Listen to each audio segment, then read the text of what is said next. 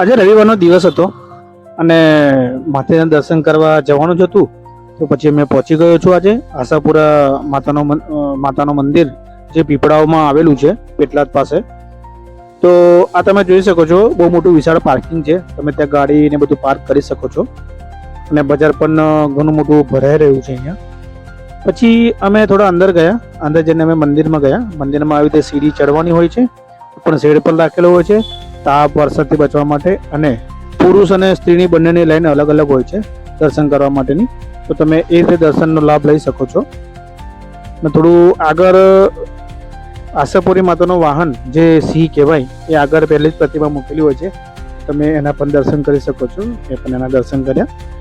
પછી થોડેક આગળ ગયા એટલે અંદર ગયા અને જેને આશાપુરી માતાના દર્શન કર્યા અમે. જય આશાપુરી માતા. જે વ્યુઅર્સ જોઈ રહ્યા છે એમની મનોકામના પૂર્ણ કરજો. હવે બહાર નીકળતામાં મંદિરનો વ્યૂ થોડો આવો દેખાય છે. જે માતાની ધજા ફરકી રહી છે મસ્ત હવામાં. અને સાઈડનો વ્યૂ તમને આ રીતે દેખાઈ રહી છે કે બહારથી અહીંયા જેન્ટ્સ લોકોને અહીંયાથી નીકળવાનું, લેડીઝને પેલી સાઈડથી નીકળવાનું, આ રીતે વ્યૂ હોય છે. અને તમે આ રીતે થોડું ફર્યા મંદિરની ચારો તરફ ફર્યા પછી તમને બીજો આ રીતનો વ્યૂ દેખાઈ રહી છે સાઈડમાંથી મંદિરનો. જ્યાં શેડ ને બધું બાંધેલું છે તમે આગળ પહેલા જોયું તમે, બરાબર છે. ધજા મસ્ત સરસ ફરકી રહી છે. પછી મંદિરની પાછળ એક્ઝેક્ટ આવી રીતે પીરસવામાં આવે છે ભોજન. 50 રૂપિયાના પાસ હોય છે પર ડીશે. તો તમે અહીંયા 50 રૂપિયાના પાસ મંદિરમાં જ મળે છે, બાજુમાં જ. તમે અહીંયા પાસ લઈને આ એક હોલમાં તમે આવી રીતે ખુલ્લા હોલમાં તમે ભોજન કરી શકો છો.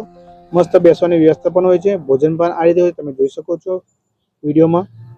આ રીતે બેસવાની વ્યવસ્થા હોય છે, બેસીને જમવાની. ભોજન પણ ઘર જેવું જ મળે છે. 50 રૂપિયામાં તો કંઈ જ ના કહેવાય. પણ ફરક એટલો તમે અહીંયા બગાડી નથી શકતા, કારણ કે મંદિરનો પ્રસાદ હોય છે તો તમને કંઈ બગાડી નથી શકતા. ઓકે, તો આ રીતે 100 થી 200 માણસ આરામથી જમી શકે છે એક સમયમાં. તો ઘણા બધા આખો દિવસ ભોજન ચાલતું હોય છે આમ તો, બરાબર. તો તમે એનો પણ અહીંયા લાભ લઈ શકો છો. તો તમે જોઈ શકો છો બહુ ઘણો મોટો ખુલ્લો હોલ છે, આરામથી ભોજન કરી શકાય બેસીને. તો અહીં મંદિરની સામે સાઈડમાં એક મોટું ઘણું વિશાળ તળાવ આવેલું છે. અહીંયા જેને બી મનોકામના રાખી હોય છે વાળ ઉતારવાની, તો અહીંયા વાળ ઉતારે છે અને તળાવમાં અહીંયા વિસર્જિત કરે છે. તો મેં થોડું એ પણ અહીંયા જોયું અને આવી રીતે થોડું ફોટોશૂટ કર્યું અને વિડીયો બનાવ્યો છે, જોઈ શકો છો. અમને ઘણું ગમ્યું એટલે ત્યાં થોડું નીચે ગયા હતા મંદિર તરફ. ફેમિલીના ફોટોશૂટ કર્યા પછી અમે લોકો મંદિરની બહાર નીકળ્યા. તમને આવું બજાર જોવા મળે છે. નાના ભૂલકાઓ, નાના છોકરાઓ માટે રમકડાનો સ્ટોક પણ અહીંયા ઘણો બધો જોવા મળે છે, જે છોકરાઓ ખુશ થઈ જાય. અને લેડીઝ માટે પણ ઘણી બધી વસ્તુઓ જોવા મળે છે, જે લઈ શકે છે અને ખરીદી કરી શકે છે.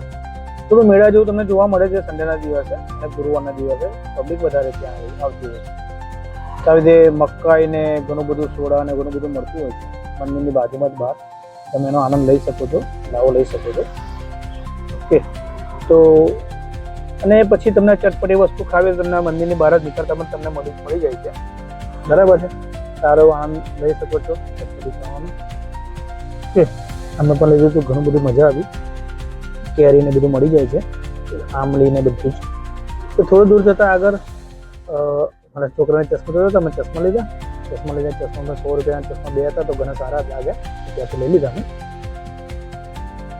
આ રીતે તમને ઘણા બધી વસ્તુ અહીંયા વેરાયટી જોવા મળશે સન્ડેના દિવસે.